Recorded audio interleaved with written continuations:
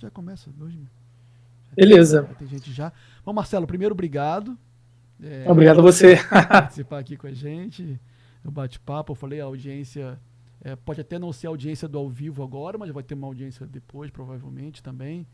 O pessoal que vai acompanhar, como eu falei, tem gente que é da graduação, da disciplina minha de administração financeira 2, tem gente que tá comigo na disciplina de administração de carteiras de investimento, na graduação também.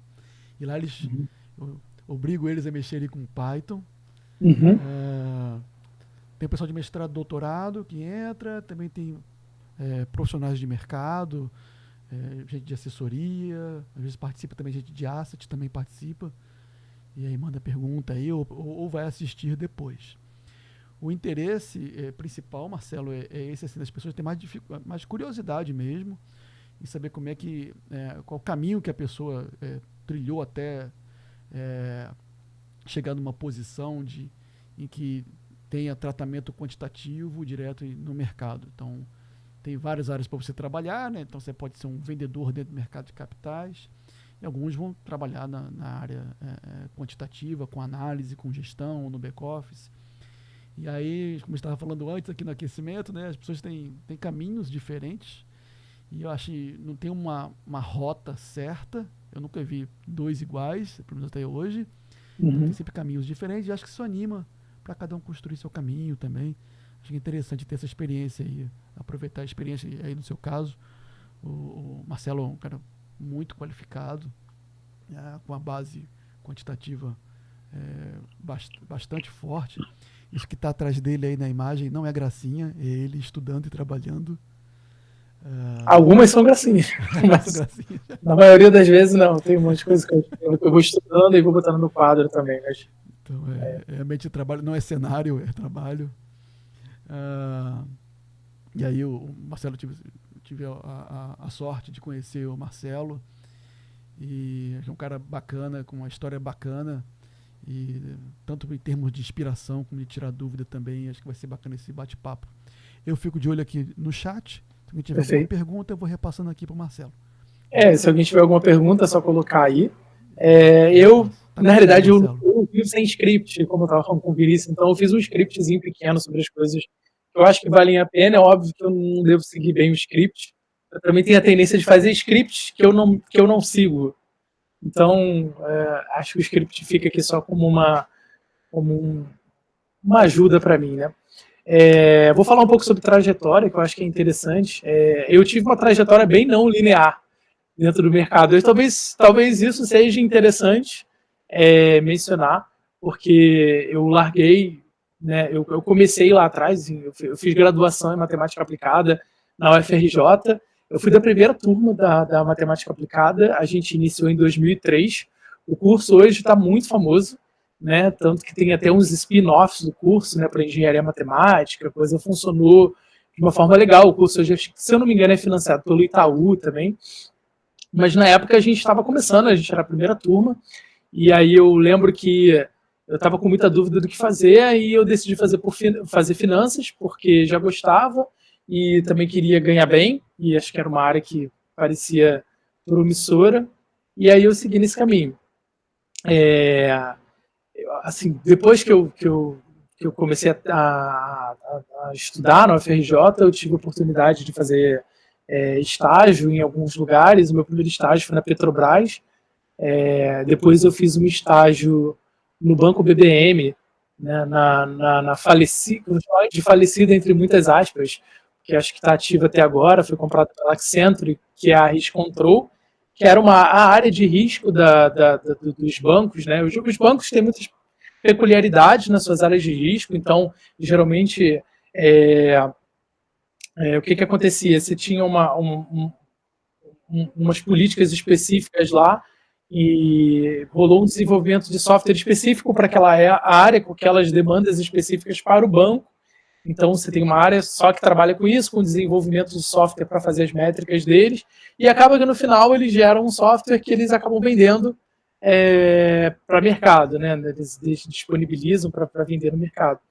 E aí, assim, eu fui trabalhar numa empresa chamada Risk Control, nos idos 2006, agora eu não lembro, já tem muito tempo. É história medieval aqui, né? Então tem um tempinho.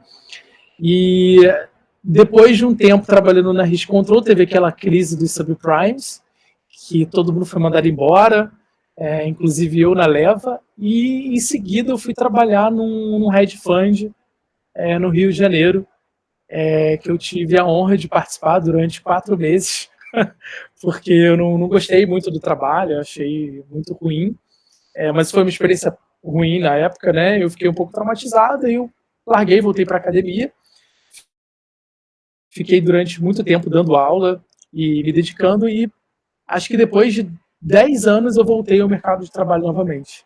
Então,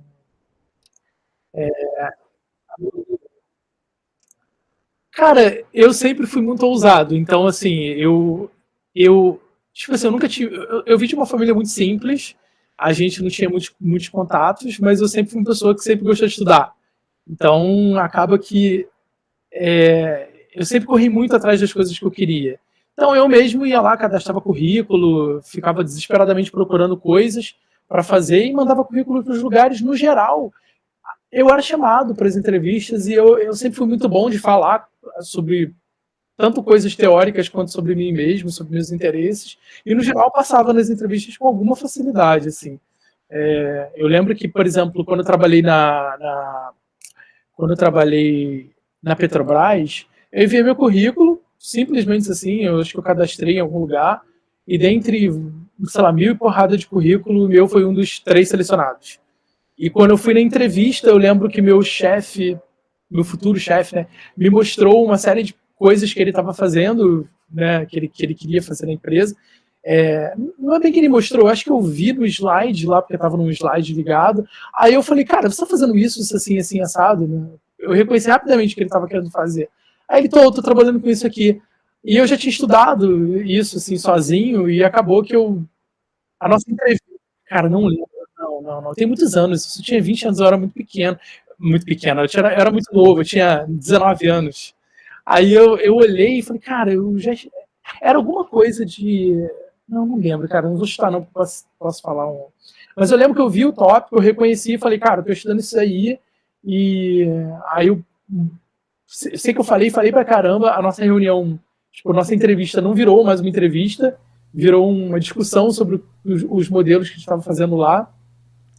E eu fui contratado rapidamente depois disso. Então, deu muito certo para mim. E acho que na Risk Control, eu não lembro bem como eu cheguei, mas eu acho que eu vi esses murais que tem no UFRJ, que eles disponibilizam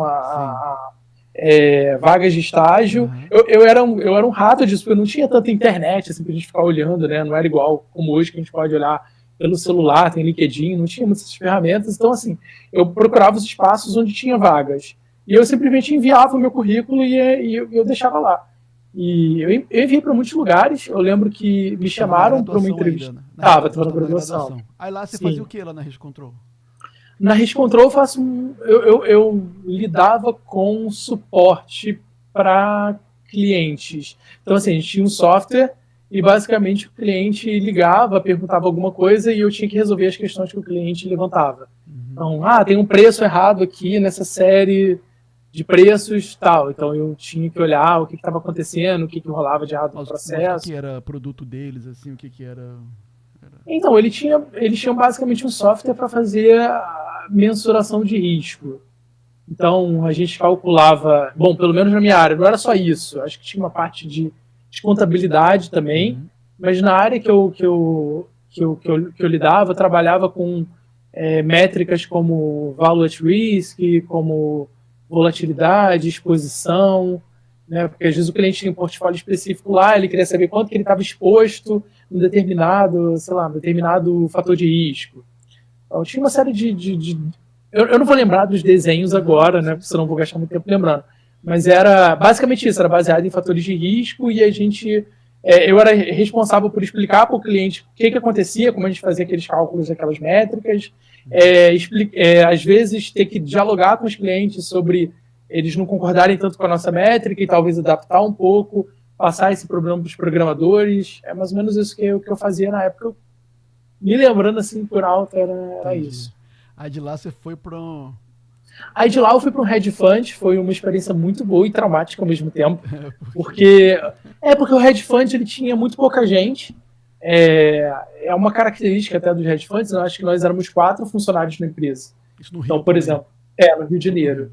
E foi muito legal, assim, tipo, aprendi muita coisa, só que não funcionou muito bem na época. Eu tive algumas questões internas lá. Não sei nem se vale a pena eu mencionar isso aqui para ficar gravado, né? Mas, assim, tive umas questões sobre... Tá, eu vou explicar um pouquinho do que eu fazia. A gente fazia uma coisa diferente lá, era análise de investimento. Então, eu ficava fazendo um cálculo de índice Sharpe, fazer algumas outras métricas específicas que eram importantes, né? Análise de up and down, uma série... Eu não vou lembrar de todas as métricas que a gente fazia, mas eu lembro que a gente fazia tudo muito manualizado, e eu lembro que o primeiro contato que eu tive foi falar assim, cara, isso é um saco, eu não vou ficar fazendo isso manualmente.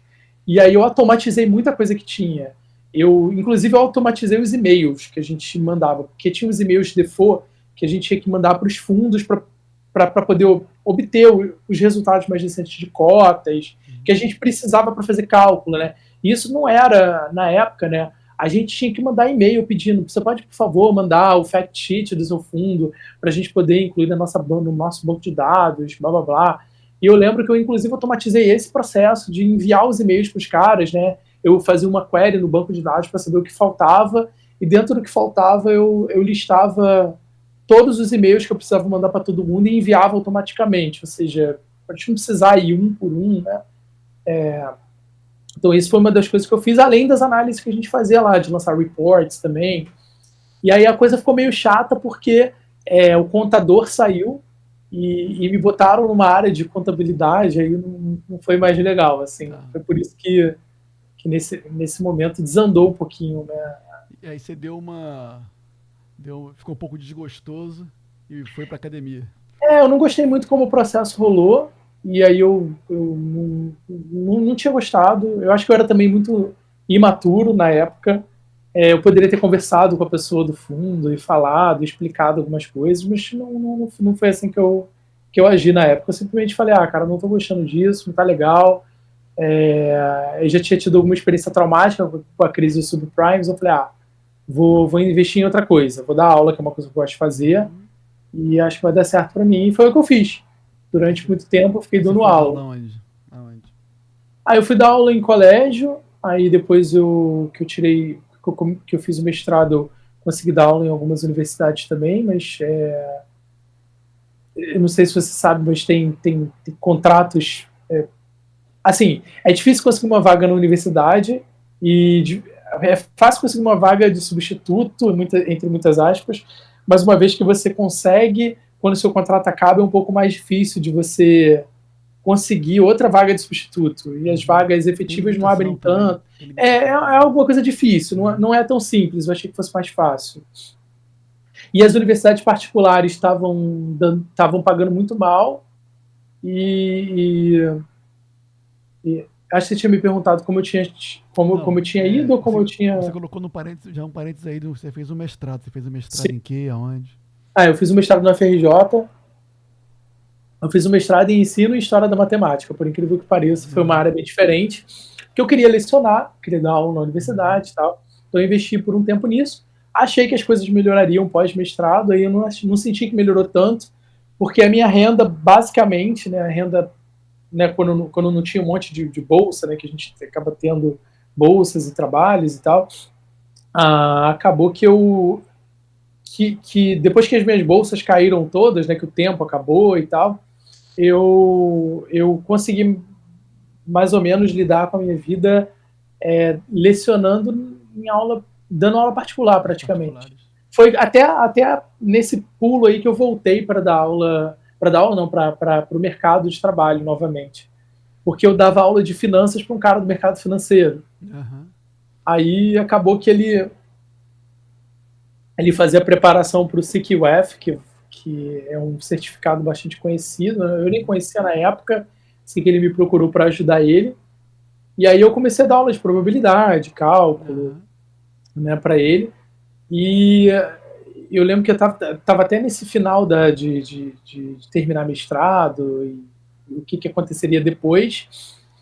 E ele falou, cara, quando eu estava dando aula para ele, né, e falando um pouco da minha vida, ele falou, cara, com o que você sabe, você iria ganhar muito dinheiro no mercado. E eu falei, não, fala sério. Já tô 10 anos fora, eles não vão me aceitar agora. O que é que você sabia à época? Não, na época eu dava aula para ele de probabilidade, dava aula para ele de processos estocásticos, de precificação de opções. E aí ele falava, cara, isso aí quase ninguém sabe, é algo super difícil, né? As pessoas não conhecem tão bem isso. Aí eu achava, eu não botava muita fé, não. Então vamos lá, matemática você aprendeu lá no Instituto de Matemática na UFRJ. Isso, na UFRJ. Com conteúdo de finanças. Também na UFRJ. O meu curso, ele é um curso que ele é feito para isso. Muitas das coisas que eu via no mercado, eu vi basicamente dentro da universidade. Dentro da graduação em matemática. Dentro da graduação em matemática. Então, por exemplo, a gente tinha o nosso curso, ele era vinculado ao COPEAD. Então, a gente tinha disciplinas dentro do COPEAD, que era, sei lá, precificação de opções, derivativos, que era uma cadeira que tinha lá. Então, a gente tinha também, sei lá, outra de análise de portfólio. Se eu não me engano, quem deu aula para mim foi o Ricardo Leal, na época, que é até uma pessoa bastante conhecida.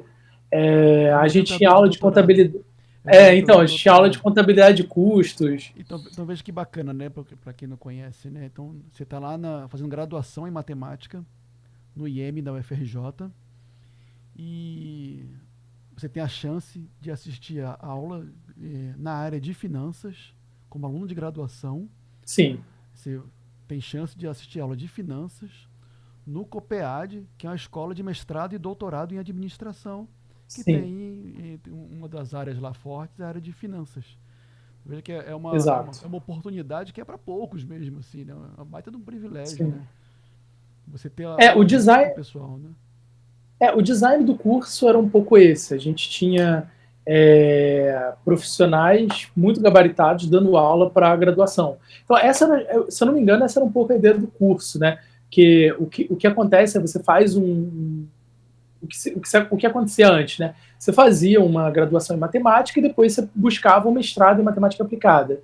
Tá? E a ideia dos pesquisadores à época foi trazer esse curso para a graduação, um curso com uma ênfase que você podia escolher em ciência da computação, em sei lá, biologia, modelagem biológica, você podia escolher finanças. Tinha. E aí você tinha cadeiras extras também que que eram disciplinas que eram obrigatórias e algumas eletivas também, que você escolhia dentro do polo que você queria se especializar. E no caso de finanças tinha um COPEAD. Então eu tive muita aula com aulas que eram aulas para o mestrado do COPEAD. Né? Mas não tinha só isso, né? Tinham especialistas também dentro do próprio IEM que trabalhavam com finanças. Se eu não me engano, o Flávio Dickstein era um, que dava aula de derivativos. O Cássio Neri, que está trabalhando num banco em Londres hoje, também é outro. Trabalhando como quant, se eu não me engano, como pesquisador quant em um banco em Londres. Agora eu não lembro qual. Mas esses caras foram meus professores. Legal. E então vamos lá. Então você tem a base de matemática, tem a parte de finanças e tem uma outra parte aí desse tripé aí que é programação, né? Então, como é que é a tua história no aprendizado aí nessa área?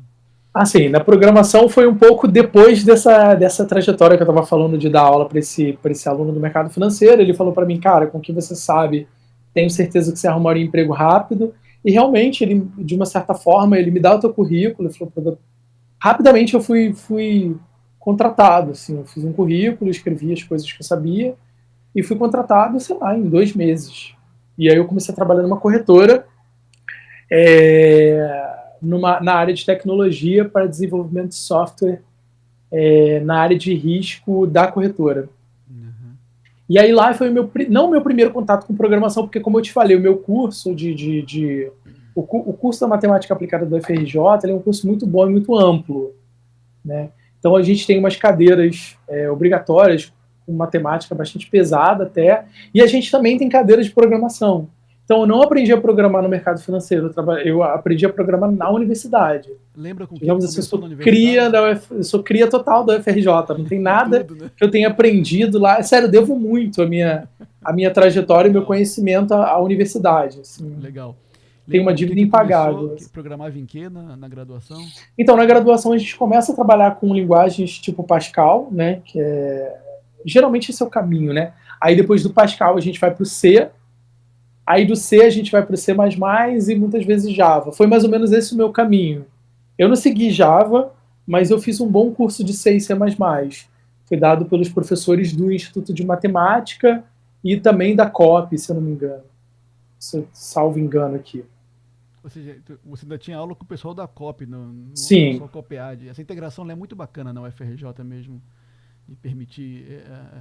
inclusive até com outras escolas, né? Eu lembro que enquanto eu era aluno de doutorado lá no COPEAD, eu pude assistir disciplinas na FGV, na EPGE, e vinha aluno de lá também para o COPEAD também. Então essa troca é bacana, deveria repetir. Então, sim. Felipe não, perdão. Vinícius, o teu microfone parece que está muito baixo. Eu estou lendo aqui no chat. Vou aumentar um pouco. Valeu, Pedro. Eu espero que o meu microfone esteja suficientemente alto. Quem reclamou deve estar bom. Aumentei meu volume aqui mais um pouco. Pronto. Então tá. Então C, mas isso já foi... Mas assim, você aprendeu na universidade, mas você só começou a usar... Nada, você programava já na Risk Control? Sim, a gente não...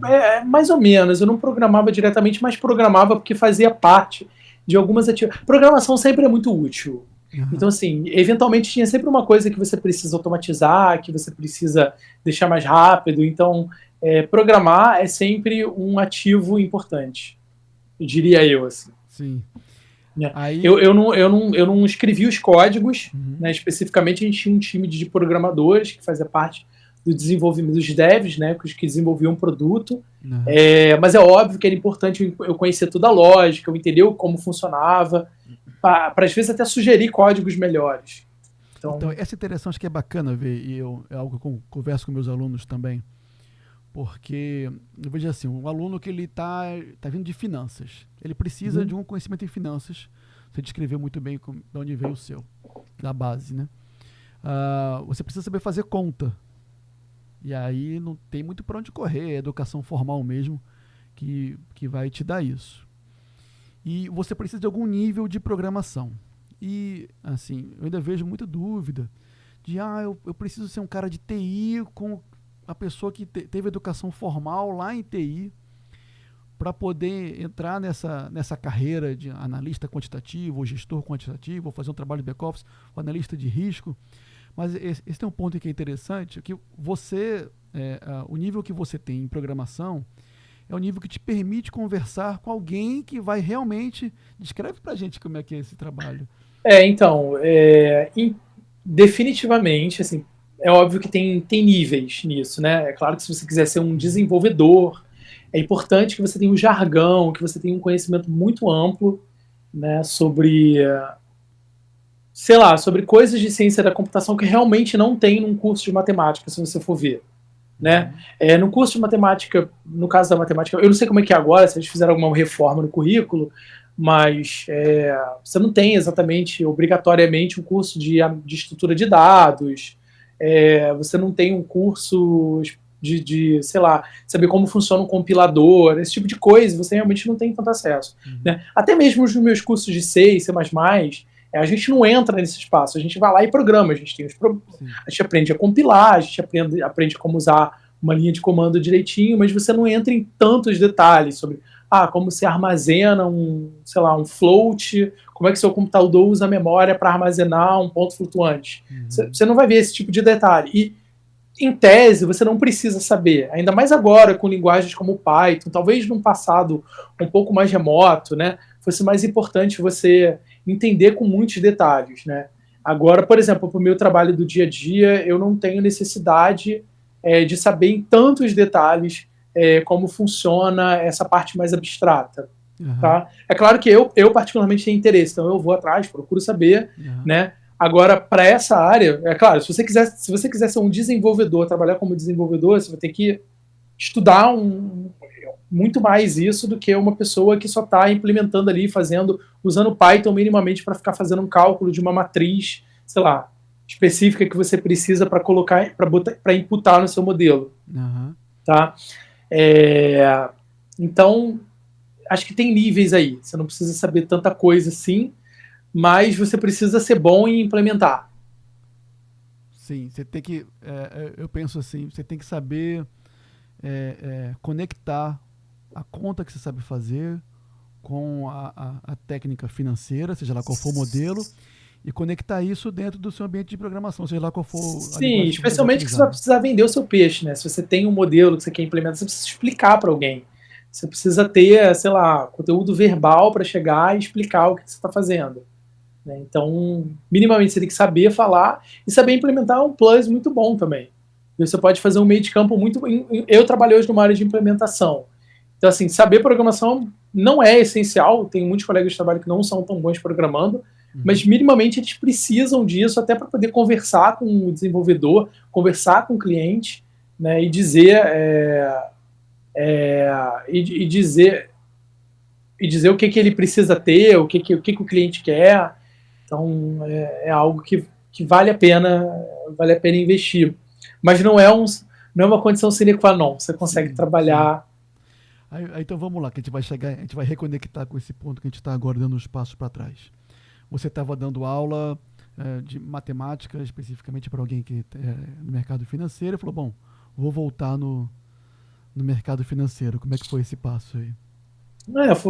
Primeiro eu achei que eu nunca ia conseguir voltar, porque, como eu falei, eu estava muito tempo afastado, e achei, bom, enfim, os caras não vão me citar, eu estava com 30 anos, 30 e pouco, não lembro agora.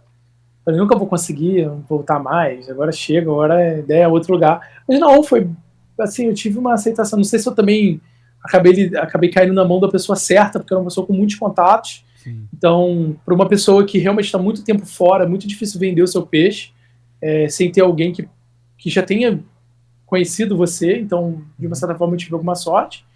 Mas esse cara me botou meus currículos nas mãos dos caras que tomavam as decisões. Se esse cara é bom, conversa com ele, entrevista ele, que ele é bom.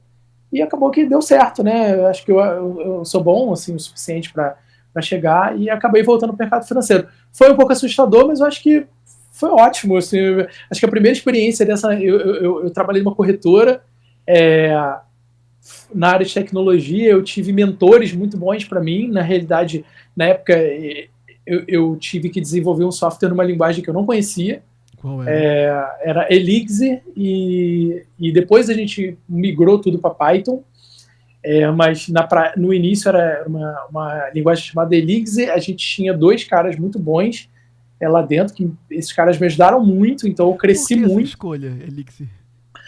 Olha, eu não sei se eu deveria falar, mas assim, enfim, parece que a pessoa que estava... Pode falar. Não, é porque eu não sei se as informações que eu tenho são informações corretas.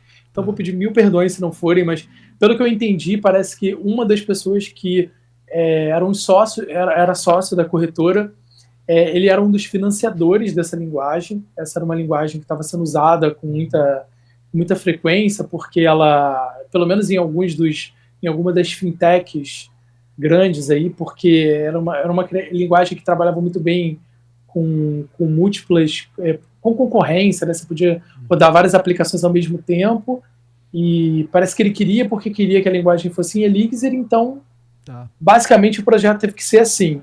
Só que depois... Você estava em que área lá especificamente? Então, eu tava trabalhando como desenvolvedor. Então, eu era desenvolvedor. Para fazer o quê? Para o produto final? O produto final era um software de risco para fazer uma análise vamos botar assim, análise de crédito para cliente. Na realidade, a corretora estava interessada em algumas perguntas interessantes do tipo seguinte: vale a pena eu emprestar esse dinheiro para esse cara usar como margem para uma operação de risco que ele está fazendo? Era mais ou menos respostas como essas que a gente estava querendo desenvolver à época. Entendi. Né? Porque tinha muita gente que operava bem, valia a pena fazer esse empréstimo, né? E tinha outros caras que não valiam a pena fazer esse empréstimo, operavam mal, então davam default na corretora. Então você tinha esses riscos operacionais envolvidos na história. Então a ideia era a gente ter um sistema de risco que conseguisse ser capaz de fazer esses cálculos automaticamente, né? Não precisar do back-office tanto. Porque isso na prática é uma operação que a gente passa para o back-office, né? Back-office, tem esse cara aqui que está querendo fazer essa operação, e aí libera, não libera. Então era mais ou menos assim que rolava. Você gerava pelo menos um relatório prévio ali para depois ir para o back-office. Ou seja, o passo que a conta podia resolver, automatizado, dá para fazer. Exatamente. Essa é um pouco a ideia. Tem pergunta? Ó, o Anthony perguntou aqui, ó. Anthony César. Se dividir os 100% dos conhecimentos entre esses três, finanças, programação e matemática, qual seria mais ou menos a porcentagem de cada um para a área? Isso depende da área que você quiser, né? Isso é um pouco complicado. Como eu falei, se você quiser ser um desenvolvedor, não, eu quero trabalhar desenvolvendo, quero fazer código mais do que lido com modelos especificamente, né? Eu acho que faz mais sentido você aumentar esse percentual para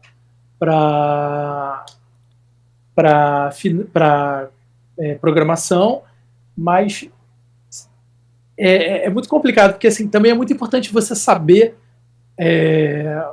bem a matemática por detrás das coisas que você está programando. Né? Por quê? Porque se você for muito bom de programação e entender pouco de matemática, você está na mão de alguém que sabe mais, que vai mandar você fazer as coisas que você tem que fazer. Tá? Então, por exemplo, eu tenho um modelo específico, só que para você trabalhar com esse modelo... Eu tenho até um exemplo disso, vou dar depois, mas o que acontece? Se você sabe bem matemática, você é capaz de discutir com a pessoa que está falando com você sobre o que você quer, sobre o que você vai implementar. Então, acho que talvez seja muito importante você dosar isso. Saber matemática é muito importante, assim, é inegável. Inclusive, para você programar bem, para você questionar bem dentro da programação, é importante que você saiba matemática bem. Porque o fundamento o fundamento de tudo assim, tem matemática por trás. Não dá muito para fugir disso, não. O aprendizado de finanças, assim, o conhecimento técnico que vem à frente, normalmente é algo mais falar mais sobre taxonomia do que efetivamente você vai aprender uma conta nova. A conta está lá na matemática, né? É importante você entender, se você quiser contribuir alguma coisa, especialmente até na academia, se você quiser contribuir alguma coisa, é importante que você não só saiba os modelos, né, implementar e tal, mas como você saiba criticar os modelos. Essa era uma coisa que eu via, que eu sentia que faltava muito às vezes nas pessoas, que era a capacidade de você fazer as perguntas corretas dentro de um modelo e não simplesmente replicar. Tá? Replicar é uma coisa que às vezes é simples. Você vai abrir um livro aqui, você pega um vídeo no YouTube, você consegue replicar o modelo, mas tudo bem. Você entende quais são os fundamentos que estão por trás dali. Eu acho isso importante, independente do nível que você queira estar, se você quiser trabalhar com finanças, que é o que vai dar o seu diferencial, inclusive. Eu vou botar aqui o exemplo que eu queria colocar antes, que eu coordenei um desenvolvedor para ele fazer um cálculo simples no sistema, um cálculo que não tinha nada demais. Assim. Eu acho que, se eu não me engano, o nosso sistema não fazia desvio padrão bem nas nossas colunas lá. A gente não precisa desses cálculos. E, assim, esse desenvolvedor, sei lá, tem mais de 20 anos de mercado, 20 anos de carreira, e não entendia muito bem o fundamento matemático disso daí. Ou seja, eu tive que guiar o cara com uma coisa bastante simples. Né? E aí você vê, eu programo bem. Eu escrevi o código que eu dei para ele pronto. Na linguagem que ele usou. Isso é um diferencial. Eu dei para ele o código pronto. Eu falei, olha, eu quero que você faça assim. Dei o código. E inclusive, eu gerei caso de teste para ele, ou seja, pela minha vivência em programação, eu não só fui capaz de explicar para ele como é que funcionava a matemática que estava por trás, como eu dei um código para o cara, e ainda dei casos de testes, assim, uns 20 casos de testes para ele poder testar e validar o que ele estava fazendo. Tanto que a implementação disso foi feita em tempo recorde.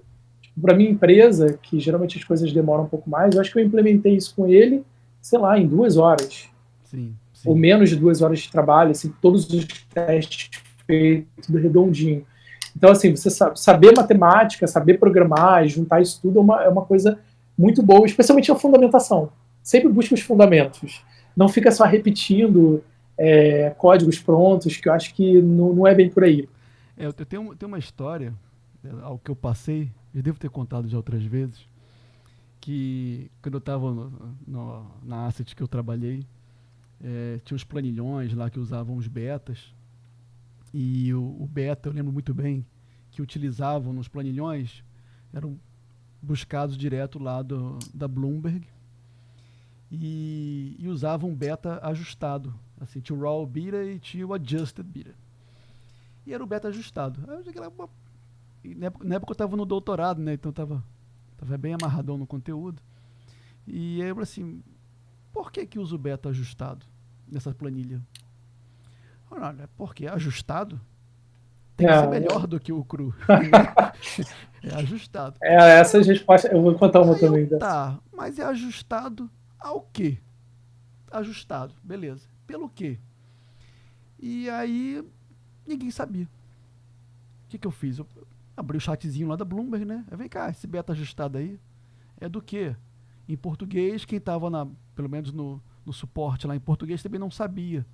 Aí foi pro suporte de algum English speaking people para responder. E aí, não, esse beta ajustado demorou um pouquinho. É o ajuste do Bloom. Porra, é um trabalho que é antigo, é bom, óbvio, é um trabalho seminal, importante para Fator, mas que não necessariamente é bom para o mercado brasileiro. Então, é um trabalho que tem sua razão de existência, colocou um tijolinho dentro desse tratamento de fator, de sensibilidade a risco e tal, mas não necessariamente era importante para o nosso uso. Mas é isso que você está falando, né? Você precisa conhecer o que você está fazendo e não ficar só engolindo, e daí a importância da base, né? É a base da matemática, é a base de modelo de finanças. E aí, voltando ainda na pergunta lá do Anthony, a programação vai te ajudar em tudo. Mas é a programação, nem que seja a mínima. Claro, se você for um desenvolvedor, isso é o core da sua formação. Mas se você, como você está falando lá em matemática, tinha extensão para ir para biologia. Poxa vida, se você está em biologia e também programa, você está alguns passos à frente. Eu lembro também uma outra historinha, para te devolver a palavra. Uma colega aqui na UFRN, até saiu já, foi para Santa Catarina, ela estava com os dados para fazer um trabalho, não vou entrar em detalhe, mas para fazer um trabalho, e estava com os dados bem bacanas, assim, dados de vida real, sabe? Legal, dados de vida real, assim, de biologia e tal. E aí ela não sabia o que fazer com os dados, me pediu para fazer, se eu sabia fazer correlação de várias séries, assim.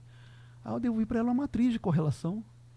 Ficou maravilhada, resolveu o trabalho, assim, foi publicado numa boa revista por ela. Assim, correlação, sabe? Então, você que está numa área buscando desenvolvimento nessa área, estou em finanças, quantitativa, análise, gestão, risco, tem que saber matemática bastante, claro. Tem que saber finanças para ter um modelo, de ficar engolindo tudo. Sim. E programação vai te colocar alguns passos à frente também, né? Assim, como eu tinha dito, né, tudo depende. Né? Se você for uma área de precificação, realmente você precisa saber matemática muito, assim, até para poder dialogar, discutir com a galera, né? Talvez um pouco menos de programação. Eu vejo que, por exemplo, a galera do meu time de valuation sabe muito, assim, não todo, mas alguns sabem pouca programação, não sabem tanto, mas sabem muito de modelo. Então, os caras são os papas dos modelos. Você passa isso, os caras fazem validação de tudo, mas não são programadores.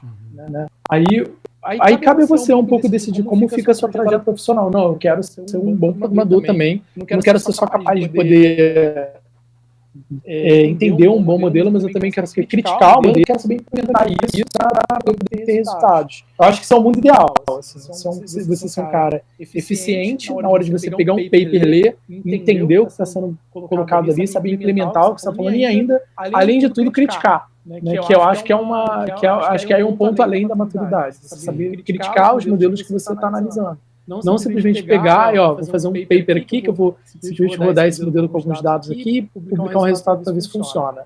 Né? A ideia é ser um pouco mais profundo, né? E um pouco além. Mais na prática, né? Aí, Marcelo, Deixa eu ver aqui, o Pedro Fonte. Tá com eco para mim ou tá com Deu um eco? Eu ou o Marcelo? Ou todo mundo? Talvez estabilize, pode ser conexão. Vamos indo, vamos tocando. Qualquer coisa eu acho que só tô com um microfone ligado aqui. Marcelo deu um eco. Pode ser conexão. Daqui a pouco volta. Vamos lá. Se ficar muito ruim, Pedro, dá um toque aí. Ajuda a gente. Aí, Marcelo, vamos lá. Você estava montando esses modelos para crédito, né? E daí, qual foi o próximo passo seguinte? E aí o próximo passo foi... eu fiquei como... Calma aí, vamos lá. Depois disso, acho que não deu muito certo a corretora, porque a corretora foi vendida. E aí os projetos foram todos terminados. Foi até uma frustração muito grande profissional. Com muito gás para fazer as coisas. Mas tudo bem, no ano seguinte eu comecei a trabalhar como analista de risco no Infraprev. Aí fiquei lá durante um ano. E aí também, olha só, a programação me ajudou muito. A gente tinha um processo muito manualizado lá. Era tudo manual. E o background que eu tive de Python foi muito bom, ao ponto de eu conseguir reduzir a minha quantidade de tempo de trabalho de 2 semanas para 2 horas. Basicamente, a gente tinha uma série de cálculos que a gente fazia, métricas, né, que a gente tinha que pegar de lugares diferentes, e aí eu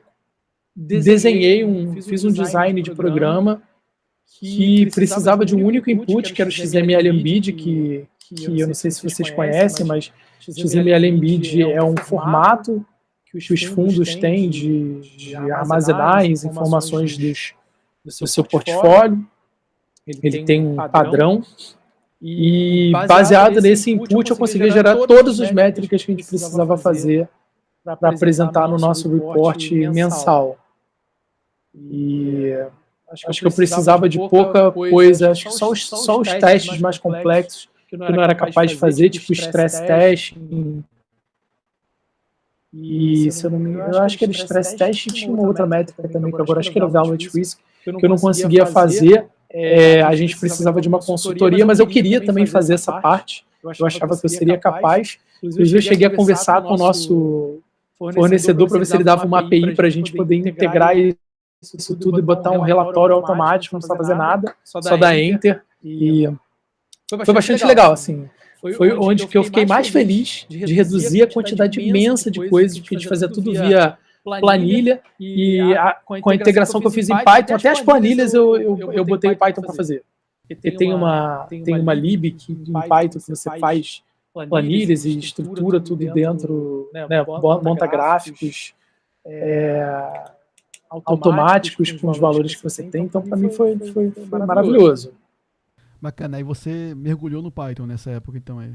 Nessa época eu usava bastante Python para poder automatizar todas as... A minha ideia era, eu não quero trabalhar muito, eu quero só jogar dentro da máquina, porque eram coisas que, cara, não fazia sentido para mim ficar alimentando, arrastando coisa de planilha, eu conseguia fazer de uma maneira muito mais rápida as coisas. Então, eu simplesmente desenhei, escopei, montei, até a escrita do relatório era um pouco automatizada. Eu não tinha ChatGPT na época, né, mas eu pegava alguns textos prontos que eu simplesmente botava coisas de métricas que a gente tinha calculado, porque tinha textos que não mudavam, eram, esse mês o fundo teve uma performance de tanto, então essas coisas, geralmente os textos são padrões, e aí eu fiz se eu não me engano, eu integrei com o LaTeX também, que é uma... Eu fiz tudo assim, eu botei em LaTeX, as imagens eram geradas separadamente pelo Python, que calculava tudo usando como input o XML Embed, e no final eu conseguia, sei lá, em 2 minutos gerar um relatório com todas as informações, dado como único input o XML Embed. Inclusive, isso era legal, porque a gente tinha um relatório mensal. Depois desse programa a gente conseguiu fazer relatórios diários, porque não dava para fazer essas contas, né, todas dia a dia, mas com uma coisa automática, estava Enter, na data ele já fazia com os valores mais atualizados, porque você não precisava, que a gente só tinha relatórios, só precisava de relatórios mensais, mas dava inclusive para fazer relatórios diários. Entendi, bacana. Bacana. Então é isso, né? E aí também mais um ponto, né? Ainda na pergunta do Anthony, que é boa, que isso costuma ser uma dúvida geral para quem está nessa área, que a programação te colocando como um diferencial, porque você automatiza trabalho e vai te liberar a força de trabalho para você fazer outra coisa. Tudo bem, né? Ah, não, me liberou força de trabalho, eu vou aproveitar para assistir a sessão da tarde, uma malhação, nem sei se tem isso ainda. Mas...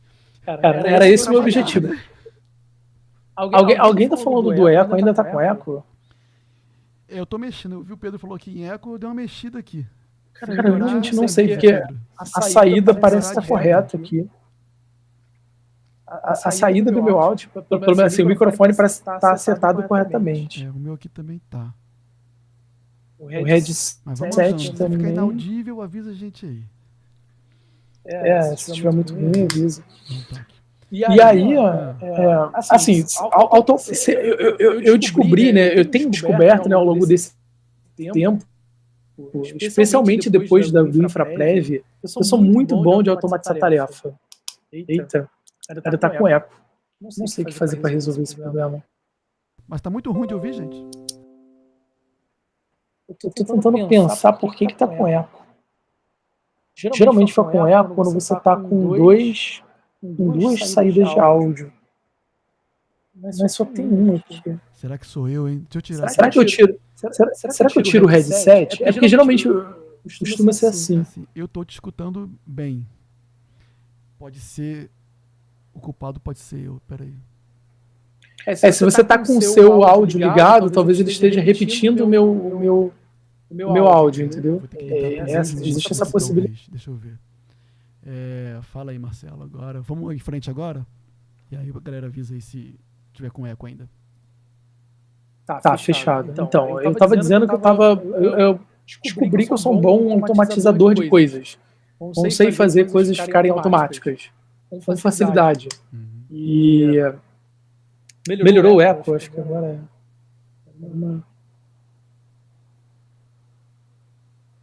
eu não sei esse exato, não sei o que foi, não. Deixa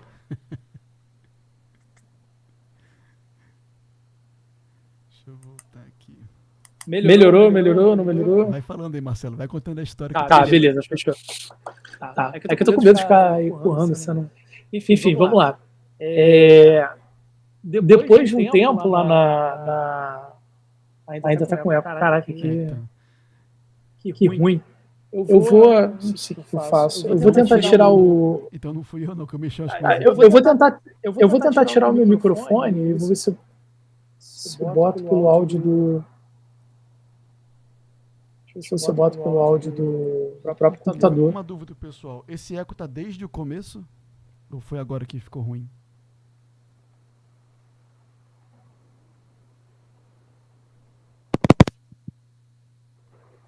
Mas vai falando aí, vamos lá, vai contando a história. O eco melhorou, não sei, tá bom agora?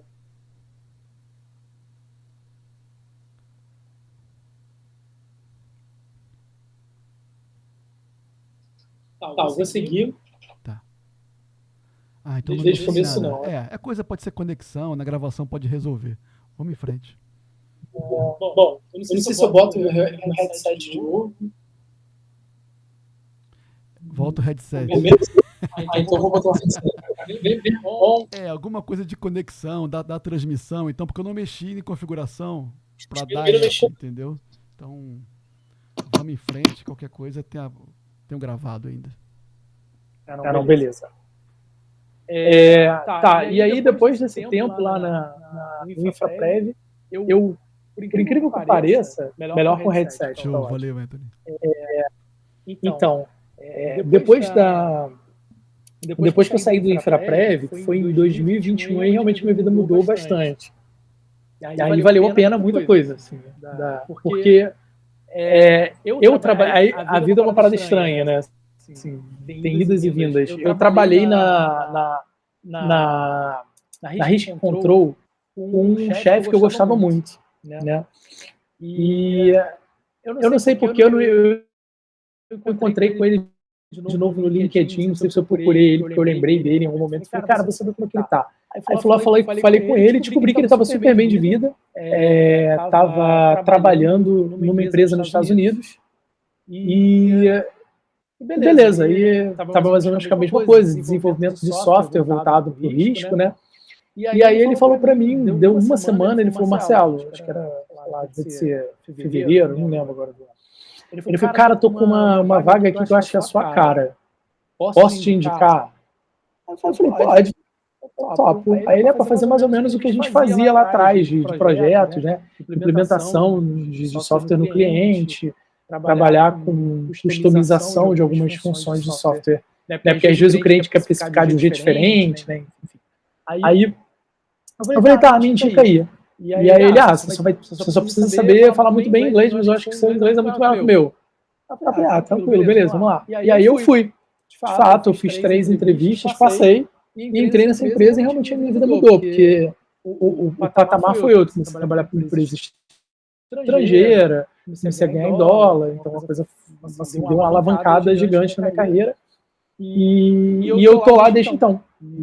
Mais recentemente, a empresa... Mas no Rio, não saiu do Rio. Sim, eu tô como home office, mas eu não sei até quando vai ser um tempo limitado aí, porque a empresa sempre funcionou bem home office, não era nenhum plano, mas a empresa foi recém-adquirida pelo JP Morgan. Então, a partir desse momento, a gente tem mais uns 2 meses que a gente está como funcionário do JP Morgan agora. Então, a gente continua com o mesmo software, a gente tem um produto, né, que a gente comercializa, é um produto autoral, né, e aí a gente... que é mais ou menos é um software de risco, basicamente. Né, de risco, trading também,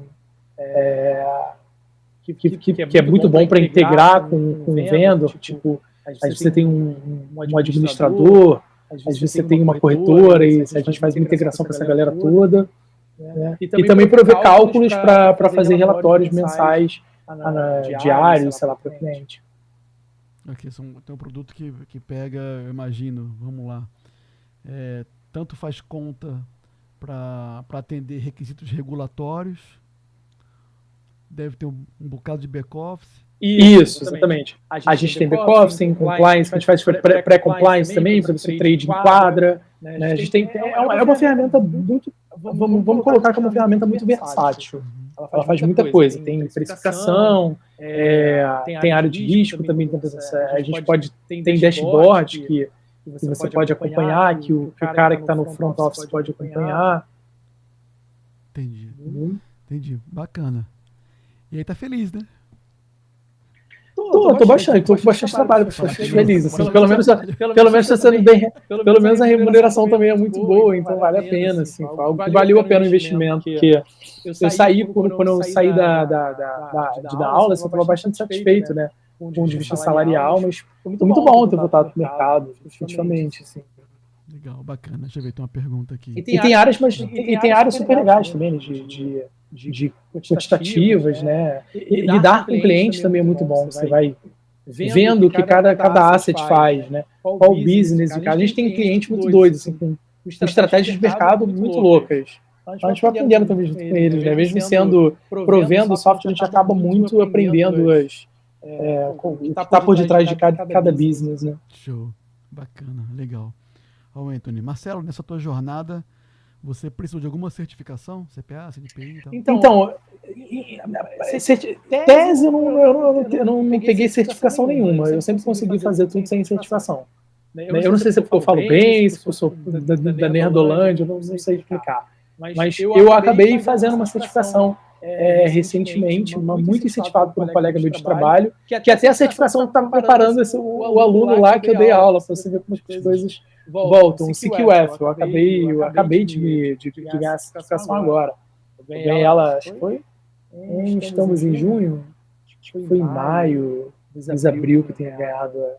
Eu acabei de tirar esse certificado, mas não é algo mandatório, não foi algo mandatório para eu ter conseguido uma posição na empresa. Eu acho que assim, tem uma coisa muito importante para saber. É muito importante fazer bons contatos na sua vida, tanto na sua vida de trabalho quanto na sua vida acadêmica. E aí é algo, assim, eu diria que, graças a esses contatos que eu fiz ao longo da minha vida, e por ter mostrado bom trabalho em muitos lugares, eu acho que eu fiquei com uma boa impressão para muita gente, inclusive esse meu chefe, inclusive dando aula também para esse outro cara do mercado financeiro. Eu acho que isso, não estou desmerecendo certificados, eu acho que tem lugares que eles até são mandatórios, eles são chamariz, e ainda vou te dizer uma coisa extra, é muito bom você ter esses certificados, tá? Nunca negue o poder dos certificados, inclusive dos diplomas, porque eles são um chamariz de atenção, né? E o que eu quero dizer com isso? Quando eu certifiquei CQF, por exemplo, eu tive um post no LinkedIn que eu nunca tive um alcance tão gigantesco na minha vida com post. Acho que eu tive mais de 20 mil visualizações no post do CQF. Então, mal ou bem, até mesmo para a visualização que você tem, isso é algo importante. Acho que vale a pena para quesito de visibilidade. Bacana. Você falou a importância de contato, né? Mas é sempre bom contextualizar o que é o contato, né? É o contato construído, né? De trabalho, o contato que eu digo não é alguém que vai te colocar lá dentro porque é seu primo, não é isso. É contato o que eu quero dizer é você é lembrado por trabalhar bem. Exatamente. É bom você levantar esse ponto também, porque realmente isso eu até pensei quando eu estava falando, mas achei que não poderia dar margem à dupla interpretação, mas de fato, o que eu estou querendo dizer é ter contatos, você ser bem relacionado, apresentar um bom trabalho, e eu acho que isso acaba te fazendo ser lembrado. Quando eu saí da corretora, por exemplo, o meu manager lá, o meu chefe lá, o meu gerente, ele é um super bambambam no mercado financeiro. E eu saí de lá assim com uma ultra boa impressão para ele. Ele inclusive falou para mim, Marcelo, o que você precisar, assim, eu te abro as portas para onde você quiser ir. Basta você pensar, você é um cara super competente. No tempo que eu trabalhei com você, eu adorei trabalhar com você. E eu digo aqui, gente, não é nem só trabalhar bem digamos assim, ser muito bom, ser muito inteligente, fazer... Não, assim, é você ser um profissional que cumpre com os prazos que você propõe, você ser uma pessoa bastante ética no que você faz. Eu sempre fui assim, sempre joguei muito limpo, tanto para as coisas que eu tinha positivo, quanto para as coisas que eu tinha negativo. Eu vou conseguir fazer isso, vou entregar na data tal, então não vou. Eu sempre fui muito limpo, eu nunca gostei de fingir para poder agradar o que a pessoa quer, entendeu? Se eu via que o projeto ia demorar, eu era o primeiro a falar, olha, vai demorar mais tempo do que eu esperava. Eu esperava tanta semana, eu avisava com antecedência, porque são valores que eu aprendi, não só dentro do mercado, mas também aprendi muito na academia, né? Quando você vai defender uma dissertação de mestrado, né? Você tem prazos, né? E isso é muito importante, você ser responsável com isso, né? Com o seu orientador, com as pessoas, né, que estão apostando em você, né, falar, olha, vou me atrasar, como é que a gente faz? Porque a gente fica com vergonha. Eu lembro que na minha época de estudante, eu morria de vergonha de estar atrasado, eu achava que eu era incompetente. Como assim? Eu falei que eu ia entregar tal naquele prazo, eu sou um jumento, eu deveria ter feito isso direito, eu não fiz. E eu vi que, na realidade, é muito mais legal você chegar limpo e falar, olha, não vou conseguir fazer tal coisa. Ninguém vai duvidar do seu potencial, ninguém vai duvidar da sua capacidade. Achar que você é ruim, isso é uma coisa que muitas vezes está na nossa cabeça. Talvez valha a pena mencionar aqui. E muito pelo contrário, eu acho que eu ganhei muito mais credibilidade sendo honesto nesses pontos. Então, acho que ter esse tipo de contato, esse tipo de feedback profissional é legal. Assim. Bacana, legal, bacana. A gente está caminhando aqui para 1 hora. Deixa eu ver quem está aqui simultâneo com a gente, se tem alguma pergunta. A gente parte aí para os encerramentos, procedimentos de encerramento. Se alguém tiver alguma pergunta, alguma questão aí, para aproveitar aí o Marcelo ao vivo, já coloca aí no chat aí pra gente. Depois esse vídeo vai ficar salvo lá no canal, e aí se tiver alguma pergunta ali, coloca lá nos comentários também. Vamos esperar um pouquinho. E Marcelo, bacana, enquanto o pessoal vai se despedindo ou fazendo pergunta, bacana. Hora bem produtiva. A ideia é exatamente essa. conhecer um caminho diferente, certamente, poxa vida, então não tem nem certificação e chegou aí, a certificação veio depois. É uma regra? Não, é uma história, né? São várias histórias e cada um vai ter a sua, né? Ó, o Lucas, Marcelo, é sobre bom networking e relações sociais. Não sei se eu entendi bem a pergunta. Diria que também, isso não é a única coisa, tá? Não estou dizendo aqui que se você tiver uma pessoa legal, se você vai para a festa da empresa, depois, não é isso que eu estou dizendo, mas você ter boas relações com as pessoas do ponto de vista profissional, são duas coisas separadas. Uma coisa é você ter amigos da sua vida que podem, por exemplo, tem pessoas da minha empresa que são meus amigos mesmo, de ter um pouco mais de intimidade, de frequentar casa um do outro, mas tem uma separação entre você ser amigo de uma pessoa e você ser um bom profissional, e ser um bom profissional com aquela pessoa dentro do seu trabalho. São duas coisas distintas. Né? É claro que é bom você ter um network, você conhecer muita gente, aumenta a sua probabilidade de você ter uma visibilidade em algum lugar. E claro, você precisa ser um bom profissional, você precisa ser competente no que você faz. E também, se você for legal e não competente, você vai ser um legal não competente. Assim, um pouco isso, você tem que dosar um pouco as duas coisas. Além do networking, você precisa mostrar serviço. Tá? E o que eu quero dizer é que mostrar serviço às vezes vai muito além do que simplesmente ser um cara muito sinistrão. Assim, eu faço tudo, eu sou um cara sinistrão. Eu trabalhei com uma pessoa, vou botar aqui como exemplo, que ele era excepcionalmente bom. Ele fazia tudo muito rápido. Ele era um profissional, né, super competente. Mas ele era péssimo para qualquer coisa que você dependesse dele. Então, por exemplo, se eu precisasse da pessoa 2 horas da tarde no lugar tal, existia uma chance, uma probabilidade alta da pessoa faltar e não me avisar, então sumir. Ou seja, isso é o tipo de coisa que, por mais que você tenha um profissional ultra competente, né? Bom tecnicamente, mas ruim de jogo.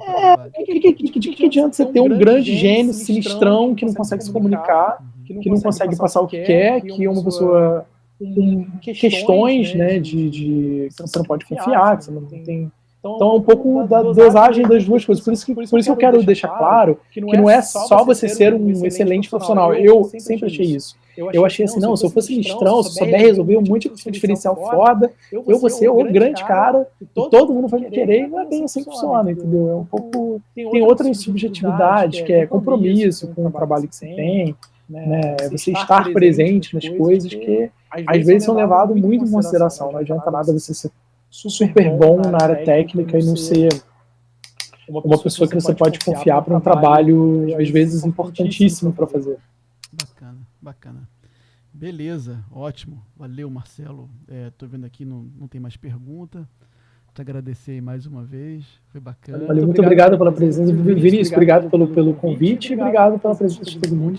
Espero que tenha sido proveitoso. Você tá no Rio, né? Mas vai para qualquer lugar, né? Cara, agora eu não sei nem qual vai ser a minha próxima parada, sinceramente. Próxima parada é São Paulo. Provavelmente. Vai acabar sendo, não tem muito jeito não. Só não sei quando. Bacana. Não vou dizer bacana, não. Definitivamente não é bacana não, mas tem que ser.